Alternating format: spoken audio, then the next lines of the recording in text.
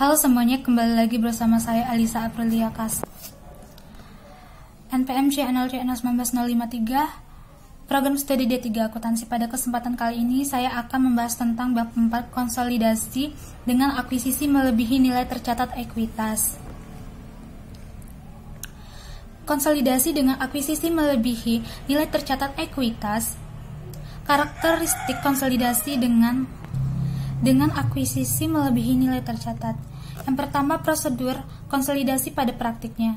Transaksi akuisisi suatu perusahaan oleh perusahaan lain sebesar nilai buku sangatlah jarang dilakukan. Perusahaan pengakuisisi atau investor biasanya akan melakukan uji kelayakan due diligence atas bisnis yang akan diakuisisi. Hasil akurat dari uji kelayakan tersebut dapat menunjukkan apakah bisnis yang akan diakuisisi memiliki nilai lebih atau lebih rendah dari nilai bukunya. Faktor-faktor yang dapat mempengaruhi proses penilaian kelayakan bisnis saat proses kombinasi bisnis antara lain prospek bisnis perusahaan yang akan diakuisisi, terutama dalam menciptakan penghasilan tambahan bagi perusahaan pengakuisisi.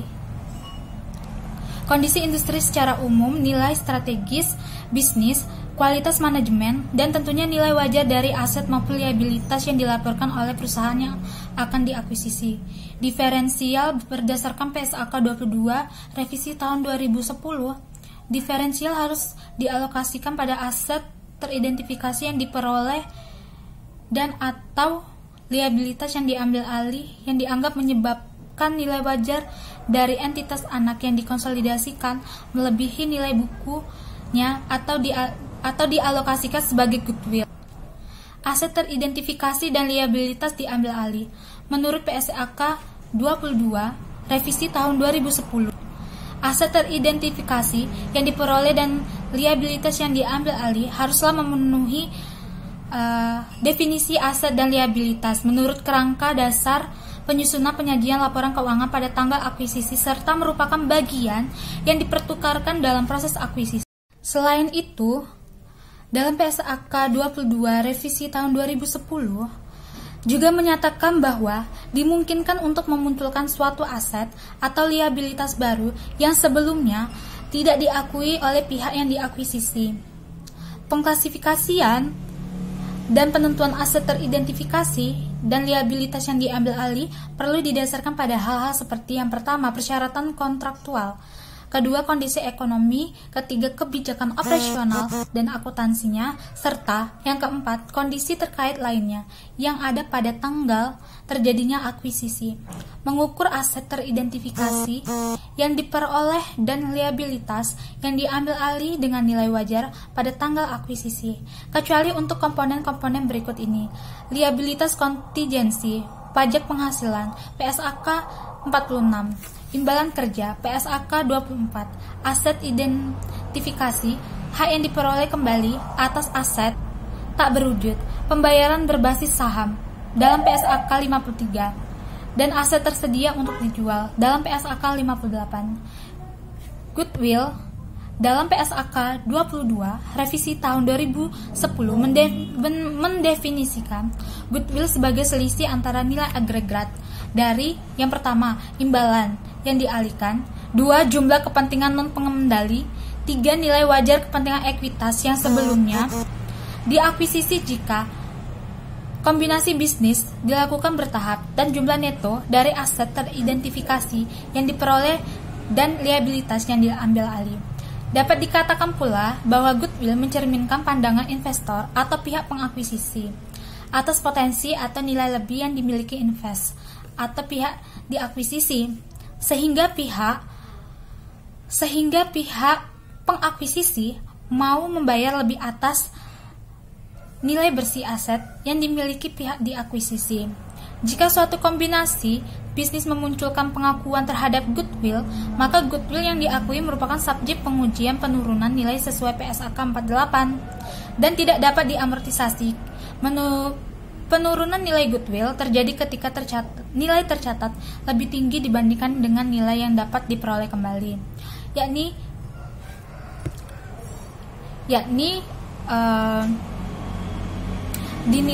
yakni nilai yang lebih tinggi antara nilai wajar dikurangi biaya penjualan dan nilai pakai atau hasil investasi di masa mendatang.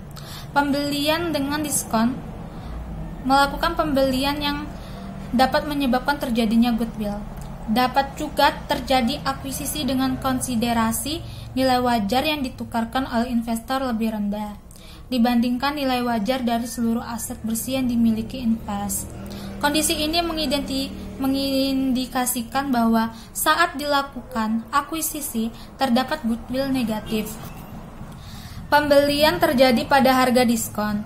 Pembelian dengan diskon mungkin terjadi, misalnya dalam kondisi penjualan yang dilakukan dengan terpaksa. PSAK 22 revisi 2010 mengindikasikan bahwa investor atau pengakuisisi harus mengakui keuntungan yang dihasilkan dari pembelian dengan diskon ini melalui laba atau rugi pada tanggal akuisisi.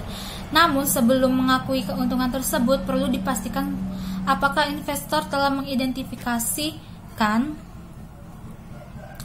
secara tepat dan menyeluruh aset yang diperoleh maupun liabilitas yang diambil alih dari pihak yang diakuisisi.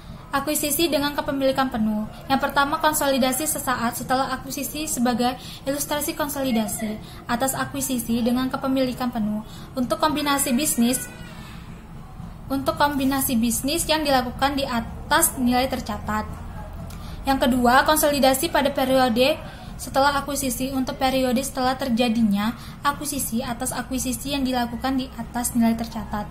Tidak terdapat perbedaan mendasar dibandingkan konsolidasi ketika akuisisi dilakukan pada nilai tercatat. Yang ketiga, konsolidasi pada periode setelah terjadinya akuisisi pada periode setelah periode terjadi akuisisi. Beberapa hal harus diperhatikan ketika menyiapkan laporan keuangan konsolidasian untuk entitas anak yang diakuisisi, tidak pada nilai tercatatnya. Karena pada pengakuisisian yang tidak dilakukan pada nilai tercatat menimbulkan diferensial yang perlu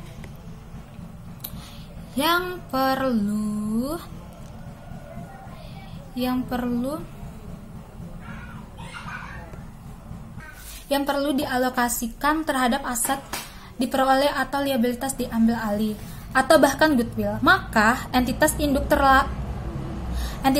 perlu memastikan bahwa diferensial tersebut telah diukur secara tepat.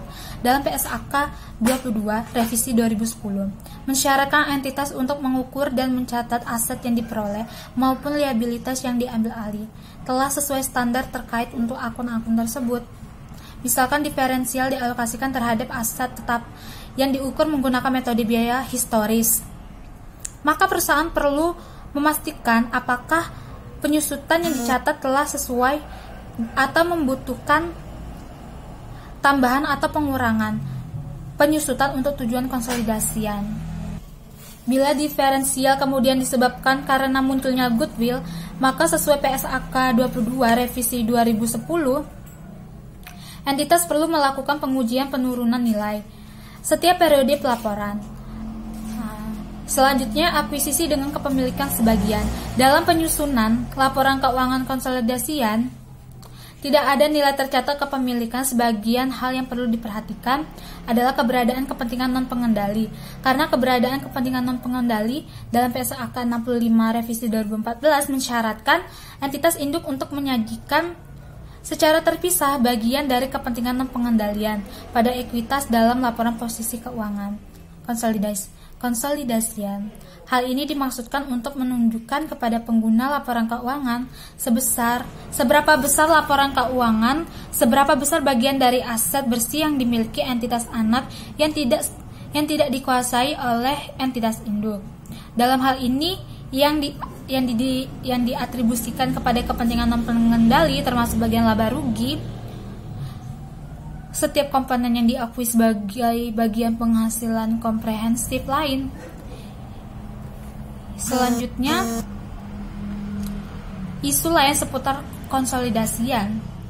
Biaya transaksi terkait akuisisi. Biaya transaksi yang terkait proses pengakuisisian satu perusahaan sangatlah besar kemungkinannya untuk dikeluarkan oleh pihak pengakuisisi.